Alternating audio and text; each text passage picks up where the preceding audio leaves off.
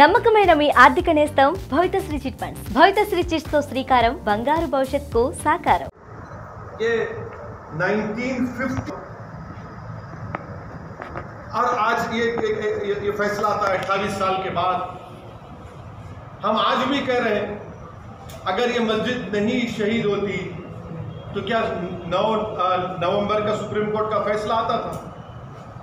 सारी दुनिया ने देखा कि जो लोग मस्साम में खड़े होकर स्पीचेस दे रहे थे, लोगों को उकसा रहे थे, उनकी मौजूदगी में क्या ये बात सच नहीं है कि सीबीआई की चार्जशीट में एक विटनेस ने कहा कि कल्याण सिंह उस वक्त के चीफ मिनिस्टर ने कहा कि रोक कंस्ट्रक्शन पर है, डिस्ट्रक्शन पर नहीं है. वो भी आप नहीं मानेंगे उसको? क्या सीबीआई की चार्जशीट में नहीं कहा गया था कि 5 दिसंबर की रात आडवाणी ने विनय कटियार के घर में साजिश रचाई? क्या ये बात सच नहीं है कि आडवाणी ने कल्याण सिंह को कहा कि उस साजिश नहीं हो जाती? सुप्रीम कोर्ट को वादा नहीं किया था कि हम मस्जिद को बचाएंगे? ये फैसला मुझे कहना पड़ेगा कि ये judgement satisfies the collective consciousness of Hindutva and its followers and its ideology. ये जजमेंट का यही है. किसने तोड़ा फिर मस्जिद पर? हम पूछना चाहते हैं, जब 6 दिसंबर 1992 को मस्जिद शहीद हुई थी, उस वक्त मैंने अपने आप को एक हेल्पलेस महसूस किया. मैंने अपने आप को अपने लिए एक ह्यूमिलिएशन समझा कि मैं अपनी एक अब शर्म महसूस हुई कि मैं अपनी मस्जिद को बचा नहीं सक रहा हूं. और आज आप ऐसा फैसला देते हैं तो फिर आखिर इतना सब जो इन्वेस्टिगेशन हुआ कैसा क्या हुआ? एक और बात आपको समझने की जरूरत है कि आडवाणी को हाईएस्ट सिविलियन अवार्ड दिया गया बीजेपी गवर्नमेंट तरफ से. एक्यूज्ड हैं. तभी हमने कहा था कि देखो, मैं प्रेस कॉन्फ्रेंस में कहा था कि आडवाणी को ये हाईएस्ट सिविलियन अवार्ड दिया जा रहा है. आज उसका नतीजा हम देख रहे हैं. उमा भारती, अच्छा आप एक और आदमी का नाम ले लीजिए, हिंदुस्तान टाइम्स में आया कि भगवान गोयल कोर्ट हिस्सा लिया. वो बीजेपी में उस वक्त का नॉर्थ इंडिया का शिवसेना का चीफ था. कोर्ट के बाहर गया और कोर्ट में जाकर कोर्ट बरी कर देता है लोगों को. तो ये मेरे लिए बहैसियत एक भारत के मुसलमान के लिए, जो मैं 6 दिसंबर 1992 को जो मुझे एक ह्यूमिलिएशन और बेबसी जो मैं महसूस किया था, आज मैं वही महसूस कर रहा हूं. इंसाफ नहीं हुआ इस मसले में. इंसाफ नहीं हुआ इस मसले में. जिन लोगों के इशारे पर, जिन लोगों की मौजूदगी में, जिनके तकारीर के जुमलों पर ये वायलेंस, तशद्दुद हुआ, क्रिमिनल एक्ट जिसको सुप्रीम कोर्ट ने कहा, आज वो पूरे के पूरे बरी हो गए. अब मुझे ये नहीं मालूम कि सीबीआई अपनी इंडिपेंडेंस को बरकरार रखने के लिए अपील करेगा या नहीं करेगा. और मुझे ये भी नहीं मालूम कि अगर अपील करेंगे तो कितना टाइम लगेगा अपील की सुनवाई के लिए. मगर अपील करना चाहिए. ये नाइंसाफी पर मबनी है, बिल्कुल नाइंसाफी पर मबनी है. इसको कोई भी सही सोचने वाला भारत का शहरी इसको सवाल करेगा कि भाई ये क्या इंसाफ हो रहा है? क्या ये इंसाफ हुआ? हरगिज़ इंसाफ नहीं हुआ. सारी दुनिया जानती है, सब जानते हैं कि बीजेपी, आरएसएस, विश्व हिंदू परिषद, शिवसेना, इन तमाम की मौजूदगी में और साथ ही साथ कांग्रेस पार्टी, इसकी जड़ कांग्रेस पार्टी है. इनकी हुकूमत में मूर्तियां रखी गई. इन्हीं की हुकूमत में राजीव गांधी ने ताले खुलवाए, शिलान्यास किया. इन्हीं की हुकूमत थी कांग्रेस की जब मस्जिद शहीद हुई. और आज ये फैसला आता है. इसीलिए मैं मानता हूं कि ये हमारी भारत की अदालत की तारीख का एक काला दिन है. कोर्ट, देखिए, सुप्रीम कोर्ट का फैसला आखिरी होता है. ये तो फैसला आखिरी नहीं ना. और कोर्ट के फैसले को नहीं के खिलाफ या उससे डिसएग्री करना कोई कंटेम्प्ट नहीं है. मैं तो आपको तमाम दलाइल दे रहा हूं ये तमाम दलाइल दे रहा हूं। एक ऐसा फैसला किया, वही तो हम पूछ रहे हैं, वही तो हम कह रहे हैं कि आप ही की चार्जशीट में आप ये लिख रहे हैं कि कल्याण सिंह ने कहा कि रोप कंस्ट्रक्शन पर है, डिस्ट्रक्शन पर नहीं है। उमा भारती ने कहा कि एक धक्का और दो।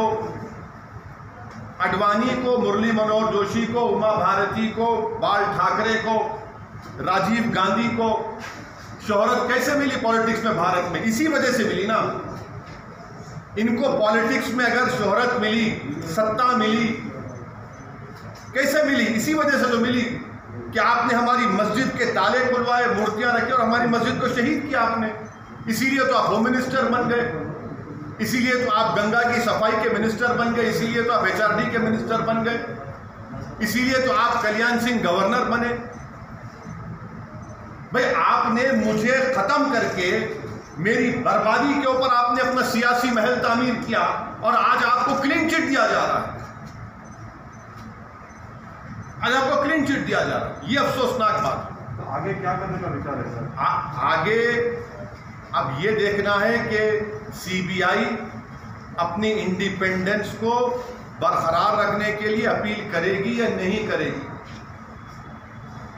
और अगर CBI नहीं करती तो मैं मुस्लिम पर्सनल लॉ बोर्ड के जिम्मेदारों से अपील करूंगा कि वो इसके खिलाफ अपील करें। फैसला आता है और लॉ मिनिस्टर, आप बताइए क्या पैगाम दे रहे हैं आप उन लोगों को जो भारत की, हर कोई आज एक दिली तकलीफ और दर्द को महसूस करेगा जो भारत के संविधान और भारत के डाइवर्सिटी, भाईचारगी, प्लुरलिज्म पर जिस किसी को आज भी अटूट भरोसा है और यकीन है। आज का ये फैसला CBI कोर्ट का भारत की अदालत की तारीख का एक काला दिन है। और मैं इसलिए कहता हूँ क्योंकि सुप्रीम कोर्ट ने, अंग्रेजी में कहता हूँ कि सुप्रीम कोर्ट ने कहा था कि it is an egregious violation of rule of law. और सुप्रीम कोर्ट ने ये भी कहा था कि ये calculated act of destroying a public place of worship. अब मैं ये समझने से हासिल हूँ कि अगर सुप्रीम कोर्ट ये कहता है कि egregious violation of rule of law, तो क्या कोई जादू से मस्जिद को शहीद कर दिया गया था 6 दिसंबर को? क्या कोई जादू से वहाँ पर 28 और 29 दिसंबर की रात 49 में मूर्तियाँ रखी गई थी? क्या कोई जादू से उसके ताले खोले गए थे जब राजीव गांधी प्राइम मिनिस्टर थे? इसीलिए मैं कहता हूँ कि सुप्रीम कोर्ट ने जो बात कही